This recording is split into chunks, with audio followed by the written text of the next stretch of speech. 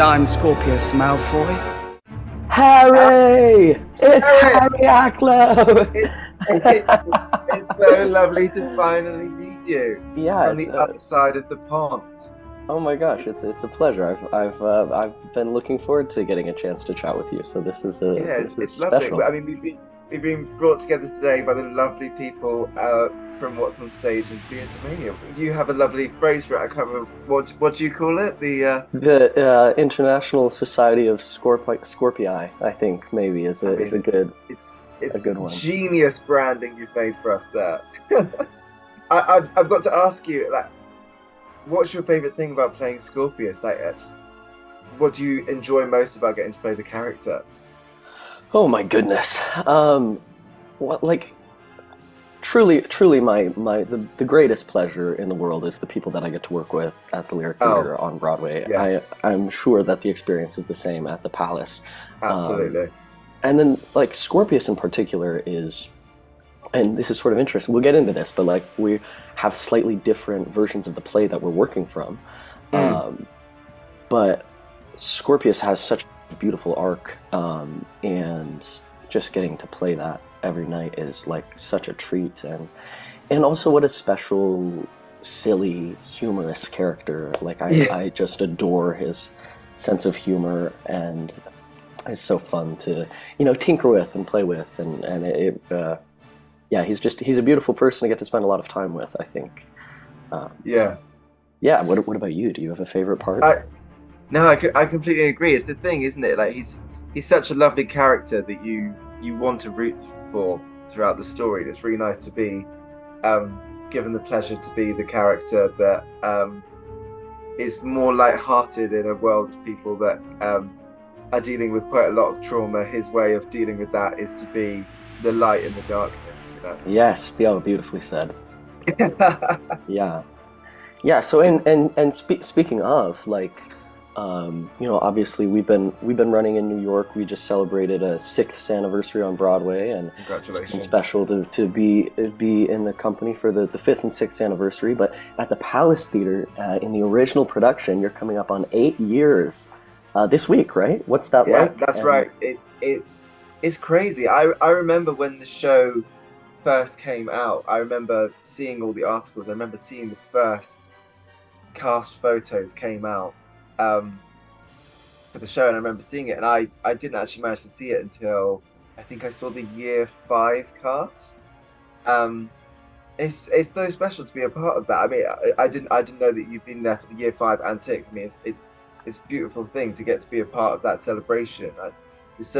The Harry Potter world is so special to so many people, that it's lovely to be a part of that legacy and get to be here on such a momentous occasion. I'm really looking forward to the evening of celebration. I'm sure it'll be a blast. Our parents didn't get on. You do not want to do this. Yes, I do. Expelliarmus! Are you a big Harry Potter fan yourself? Yeah, like I really grew up on it, on the audiobooks, and the movies, and so it was kind of a real treat when I started in the audition process, like getting to kind of re-enter that world and revisit the books and revisit the films and rediscover that love that I had as a child. I had Harry costumes and Draco my hair was even blonde. It was about Scorpius color when I was a little boy. Really? And so I would get a lot of are you Draco Malfoy? Are you Draco Malfoy? What about, so if you could play another part from the play, who would you want to be? I would be curious to hear if you have the same answer. For me, it is without question Severus Snape. Really? Oh my gosh! Like, Stephen Spinella, I'm coming for your role. Yeah. Oh my gosh! And doing those scenes with him every night, I'm like, oh gosh! It would be so fun to be Snape in these scenes. Like, what a character! That is the thing. Is there's these real iconic characters, isn't there, that people know so well. So it like you say, it's real fabulous characters that are part of this story. Special stuff, and maybe the Trolley Witch also. If I could swing both of those. What about you? What about you? I love the Umbridge. Oh, how could you not? I mean, what a part! I think it's fabulous. Our Umbridge is actually from Broadway. Oh yeah. And so she was the original on Broadway. So it's really lovely. No, it's a little bit of the international exchange program, you know. Sure. Yeah, and she's absolutely fabulous. So, but one day I would love to take that on. Gosh, that scene kind of, I guess at the beginning of part 2 for you, and the beginning of Act 2 for me. Yes. Is with Umbridge is just sort of, I guess spoiler alert, I should have said maybe, is just so fun to see what, you know, Karen is our Umbridge, or you know, any of the covers, what they're going to do with that scene on any given night is pretty delicious, I think. I'm nothing like my dad. You're better. You're my best friend, Albus. All right, so speaking of spoiler alerts, you know, we're traveling in time in this play. And yeah, absolutely. So I've got to ask, if you had a time turner, Harry, where are you traveling to? Such a good question. Do you know what I'd really love to see? That I mean, this is very topical, but it's a thing that lots of people talk about throughout, that I heard a lot in the rehearsal process, is when that first Harry Potter book came out, people speak about how it just exploded, and apparently, like, you'd be sat on the tube and you'd look down the tube and everyone is sat there reading this like children's book. That's what it originally was, you know. Obviously it ended up becoming this massive legacy, but I'd be so curious to see that before everyone knew these like iconic characters, before everyone knew what the journey that all these people were going to go on. And like it's such a massive institution, Harry Potter, that everyone knows it. I think you could go to the most deserted part of the world, you'd still find someone that knew Voldemort and Avada Kedavra, you know? Without question. What about you? Well, to your point, I still will see people on the subway from time to time reading the books, you know, grown adults. It's not, and it's not as frequent as I'm sure it was when they were first coming out, but on occasion on my way to the theater, I will see someone, or even just in a Harry Potter shirt or something, and it's kind of fun to think like, oh, I'm on my way to go do the play right now. Yeah. And I wonder if those people maybe are on their way to come see it. To go see them. They're studying up before their night. You're brushing up on their knowledge. Maybe. You were asking where I would go in time. I don't know. I think if there's one thing I've learned from the play, it's maybe don't travel in time. Yeah, don't mess with it. Speaking of, obviously, we have two kind of different jobs. That you do a one-part version of the show, but we do slightly different version of the show that's more, it's like a director's cut. With different some extra scenes added in the mix. But it's, I don't know about you, but I get absolutely exhausted by the end of the day. What's something in your dressing room that's an absolute must, can't do without, that helps you get through the show day? You know, I think without question, the first answer to that question is Joel Myers, who plays Albus in New York. It's just so much fun. We share a dressing room, and I don't know if you and Alice share a dressing room. But we do. We have about as much fun off stage as we do on stage, I think. But okay, this is sort of an interesting one though. Is I've got a cup that is specifically my hot water cup. And I will drink throughout the show warm water, even on a hot day. And I just find it's sort of, it's a lot of talking, you know, this role. Yeah. And it can wear vocally a little bit, and that warm water is sort of nice and soothing. Because I don't necessarily have time in between scenes to make a cup of tea, but I can just get a little bit of hot water. And that's sort of an interesting thing, and people have picked up on it, and they'll see me walking around with it, and they're like, it's Harry Potter themed too, and they'll say, oh, it's the hot water cup, it's the hot water cup.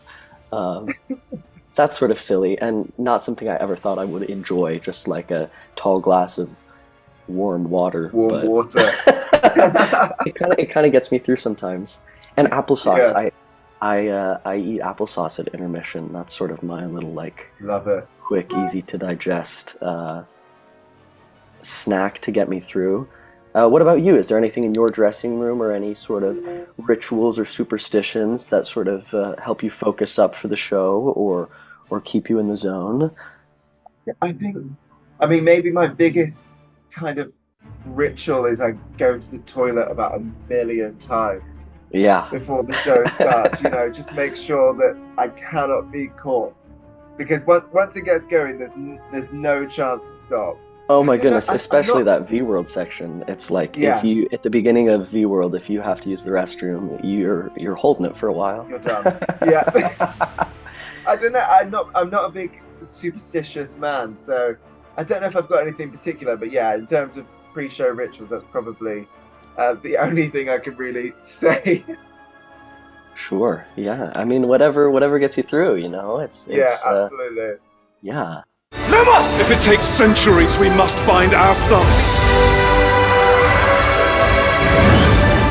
It's such a pleasure to get to talk to you. I think that these are really special characters, and it's exciting to get to sort of character. It's one character, I guess, that we're sharing, and it's really neat to get to connect and hear a little bit about what your journey has been like with it. It feels sort of like we're living in parallel universes, I think. Yeah. So thank you for chatting. Thank you for sharing. No, thank you, mate. It's been an absolute pleasure to meet you finally. Like I say, it's a real lovely bridge between two worlds. It's lovely. Yeah, I hope maybe I'll get to catch you on stage at some point. Yes, And, and likewise. And see the 2-part version. I've read it. I've read the original 2-part version a gazillion times, but I never saw it. So it's all been Right. the 1-part version for me. Fab.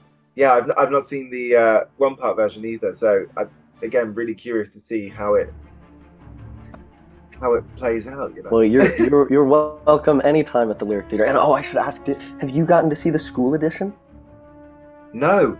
Oh, No. if you get the chance to see if any of the schools in England nearby are doing the school Yeah. edition and you get the chance to go, we got to go to the first American production, and it was the most heartwarming, like it's the best production of Cursed Child I've ever seen.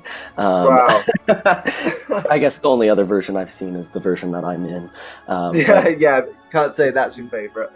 See the magic come alive in these students was just incredible. I can't recommend it That's enough. wonderful. Thanks for chatting, Harry. I'd love to. Yeah, thanks for chatting with me as well, Aaron. And a massive thank you to What's on Stage and Theatre Mania for this edition of West End versus Broadway. I guess we were maybe supposed to fight a little bit more. It's a versus thing, I guess. But feel free, please go check out Harry in Cursed Child London at the Palace Theatre. And if you're in New York, feel free to check us out on Broadway at the Lyric Theatre. And I guess there's only one thing left to say, Harry, which is probably a certain word that starts with a W. Wizzo. Oh yeah, I was like Wingardium Leviosa. Yeah. No, we can't. Wizzo. We can't have a meeting of the International Society of Scorpi without speaking Yeah, of it's the official sign off. I think so. All right. Wizzo. Thank you, Harry. Wizzo. Thank you, Erik. I solemnly swear I'm up to no good.